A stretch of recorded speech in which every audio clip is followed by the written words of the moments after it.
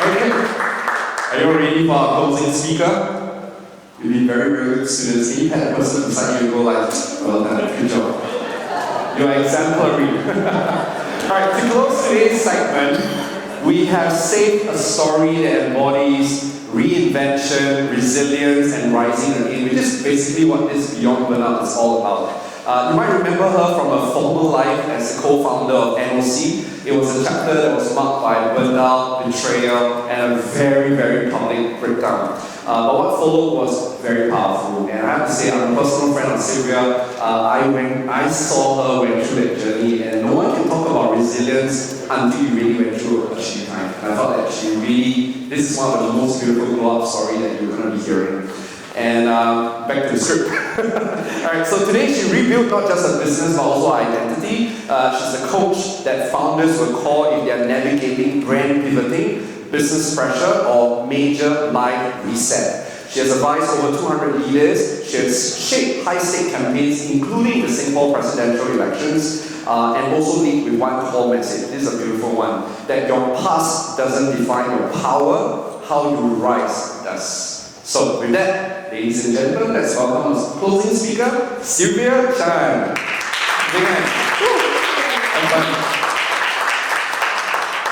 Okay, let me start with something exciting for you guys. What if I tell you today that the moment that you failed is the moment that your real leadership begins? Now, good evening, everyone. I'm Sylvia. I am a business life coach, former media founder, and someone who knows very intimately how it feels to fall in front of a crowd, in front of a nation. And what collapsed for me 5 years ago was not just a brand. What burned was my life that I built for 12 years. And it burned in betrayal, in scandal, and the kind of silence that when you walk into a room, people just stare at you because they don't know what else to say to you anymore. So today, my talk is not about recovery. My talk is about rebirth. Because when everything that you know has been stripped away, you're actually only left with one single question in your mind, and that is, now that I've lost what I thought made me powerful, what do I rise as? Can I even rise? And here's the first truth that I've learned, and that is, failure doesn't happen to those of us who are weak. Failure happens to those of us who are ambitious, those of us who are high performers, those of us who dare to do something different. So this talk is dedicated to those of you who knows that love-hate relationship that we have with success, who have schedules that are quietly demanding and draining us, but we don't talk about it.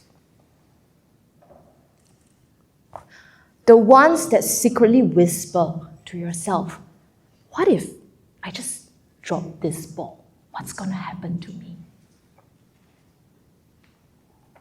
Today, I'll be sharing not from theory, but from first-hand experience.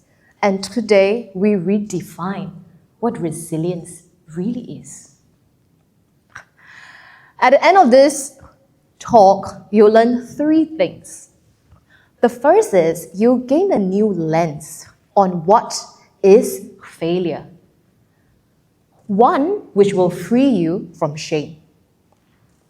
You will learn a way to build and rebuild your teams. One that's grounded and rooted in your personal strength. And you will learn a definition of leadership. One that will tide you through any storm that comes. Are you ready? Yes. And let's begin. Now, I believe that we've been sold a lie. You, don't fail at your project, okay? You're tired? Push forward just a little bit more. And you, bounce back fast. All this, at least for me, have taught me to fear failure. To think of it as something to outsmart and hopefully avoid. But what if I offer you this? That failure is not the opposite of success. What if when you fail, you haven't been defeated? What if when you fail, you have finally arrived at the gates of a fire-breathing dragon, and one that guards the real treasure? And what is this treasure, you ask? This treasure is the next and best version of you. Now, who here watches Chinese martial art films? Is it just me? Oh dear. Who loves Disney movies, Pixar movies? Okay, the fun-loving ones. Who here are the serious ones that watches Game of Thrones, Lord of the Rings? Oh my goodness. Okay, so we know instinctively that a hero's journey is not about him twiddling his thumbs. He has to go through challenges so that he finally steps into who he is meant to become. From a boy to a man. From a princess to a queen. And in our modern world, there are no dragons, there are no demon lords, there are no apocalypse. But what do we have? And I want you to raise your hands if you've been through these modern world dragons. Betrayals. Who has been through that? Burnout. Sadly, too many of you. Business disruptions. PR crisis. Oh dear. Breakups or divorce. And for me, I've experienced all of the above at once. So trust me when I say I deeply understand that when we fall, and it is so painful when we fall, that it's not just another business day, is it? No. When we fall, even in the workplace, this is personal. This is identity death. And that is why we are all secretly afraid to meet failure. We're not just afraid of meeting and fighting the dragon. We are afraid that in this fight, we are going to lose what we hold dear today. Our reputation, our teams, our positions in our company, our schedules, our comfort, everything that we've built. We know that when we fail, our current lives will never be the same again. So, what do we do when we are literally brought to our knees by our failures, our dragons? I've learned a couple of stuff. And it will be my honor to share 3 things that I've learned. The first is that you stop asking, how do I fix this? And you start asking, who am I now? For months, I struggled and I was negotiating with the fact, how do I fix this? How do I stop this? Can I just pretend this didn't happen? No. I've learned that it's pointless to negotiate with the fact that what has happened has happened. there's no way forward but to ask yourself, who am I now? Because when that dragon appears, he brings with him actually a signal that you are at the end of your old algorithm. What brought you here, the weapons that you have, it's not going to bring you to the next stage. You need a new operating system, and it's one that needs to be aligned with your truth. For me, what does that look like? For me, that meant letting go of roles that I clung to. Safe roles, 7-figure media entrepreneur, oh, that's safe. Women leader, that's nice and safe. Public figure, safe. I had to let go of all of that and ask myself, who am I really when no one is clapping? What do I want to be when there's actually nothing left to prove and nobody else left to impress? And when you get to that point, you stop saying, I need a strategy. You start saying, actually, I already know. When I rebuilt my business and my life, I went from a completely different place. Because everybody I know, well-meaning clients, well-meaning friends, Eric, everyone was saying the same thing. Sylvia, you have done it once, you can rebuild it, the same thing in half the time. You can scale in 1/4 of the time. If you took 7 years before, now you're just going to do it in 7 months. Whoa. And wow, that is true. We never start from zero. We have that experience with us. But it's also in that sacred space that I chose something different, that I asked myself, what feels true to me? If this time I want this to be truly my choice.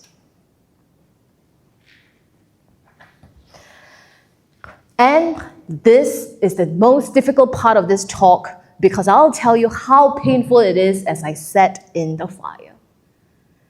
I had to realize so many painful truths. And one of it, the first one, was that I was tired. I was tired of performing. I was exhausted holding up the image that I am a 7-figure, well-loved, well-received public figure, women leader. The truth was, behind all of that, behind all the interviews with CNA and MediaCorp and everything, behind that, I was just a human with a crumbling marriage, with a cheating partner, with an untrustworthy business partner. I was holding the fort alone with a smile, going to interviews, refusing to ask for help because I wouldn't want people to know. And I was just pretending that everything was okay. And I sat with this, and I sat and I grieved. And in the fire, another truth came out. And that is, I was so ashamed that I was portrayed by the media as such a blunt and angry person. And the first thought that came into my mind was, oh my goodness, Sylvia, you should have pretended better, didn't you? Shouldn't you have learned from all these years that good girls never show their anger, no matter how provoked they are? If he's cheating, close one eye. If he embezzled, close both eyes. You should have done that. You failed to hide your bite, which is why now you're in trouble. And that was me, simmering in that fire. And you realize something amazing, and that is when the fire burns, it not just burns all these away, it starts reforging you. All these things, my bite, my fight, my shame, was circling and ruminating in my head. And I realized, wait a minute. It is precisely because of my bite and the fight in me that I was able to build a 7-figure business in the first place. So why am I shaming that version of me that brought me so far? All I've got to do from this point onwards is acknowledge that and tell myself a new version of me has to happen to move forward. And so I refined and reforged myself in that fire. And where I was once blunt, I'm now sharp. And it's this precise sharpness that allows me to work with clients and slice through their business challenges and close gaps in their businesses. And when you've been through all of that, you stop caring what do people think about me. You start declaring, well, this is me. Every time I walk into a room or I meet old clients or new clients, they always say to me, Sylvia, you're so resilient. And I would love to share a secret with all of you here today. Resilience is not a public performance. It is not something you do for an external audience. You do not bounce back fast so that you'll be accepted. You do not fake it so that you will get the applause again. It is a sacred inward decision. It is invisible work as you turn your deep pain into the power to stand and rise again. Nobody might see it, but you will. And this is one of the hard truths that I've learned as well.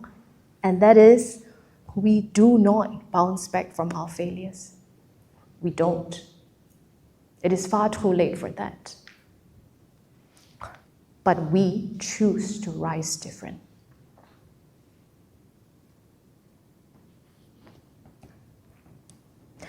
And so my story here today is not about me saying, hi everybody, I'm Sylvia, I'm a survivor, I made it through. Woo! No. My story here is that I let this fight change me. And that is how I defeated my dragon. And that is how I am my treasure. Now, in this room, we have, of course, decision makers, leaders, brand builders. And we all know this fact that our next chapter in life is never going to be carried by what we have today. Our next chapter will be built by the version of us who has suffered and choose to rise differently. I truly believe, and this is because I've seen, that the most powerful leaders of this era are not those who have perfect track records anymore. The most powerful leaders are the ones who dare to own their past. The ones who reflect their business with their personal evolution.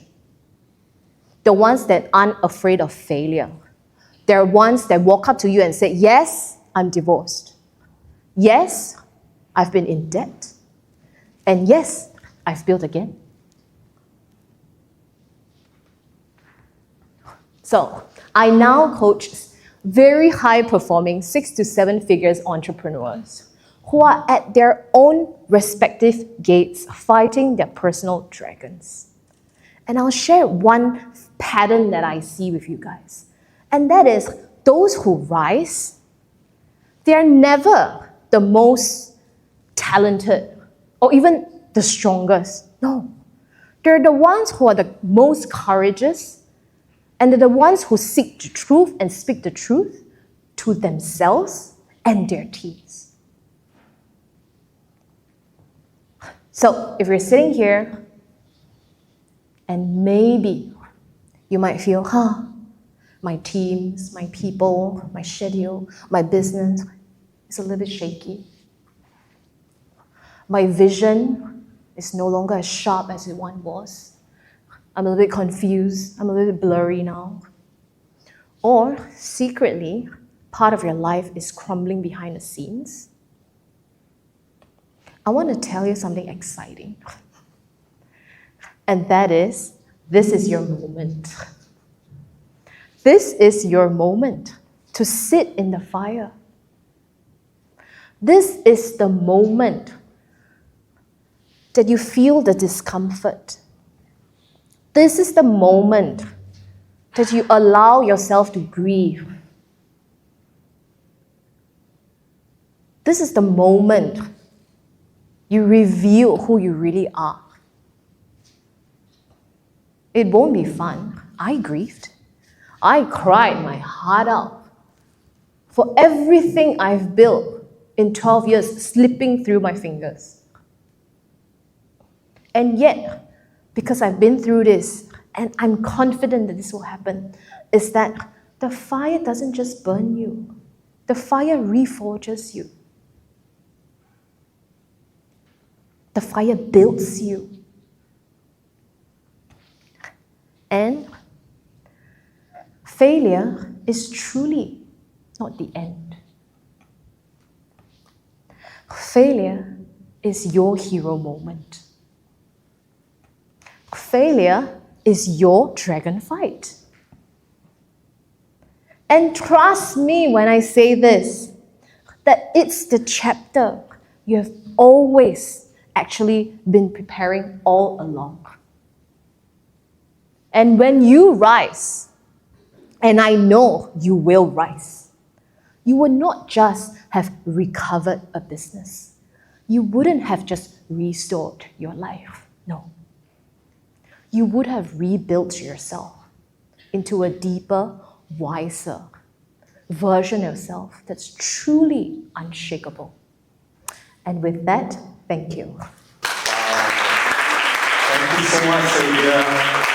It's so cool that everyone's got to see another side of you, the revealed side of you. Right, you guys like what you're seeing? Super cool, right? We got a little gift for you. We found out that you love roses, and we just want to thank you for making time to be with us. So we're ready.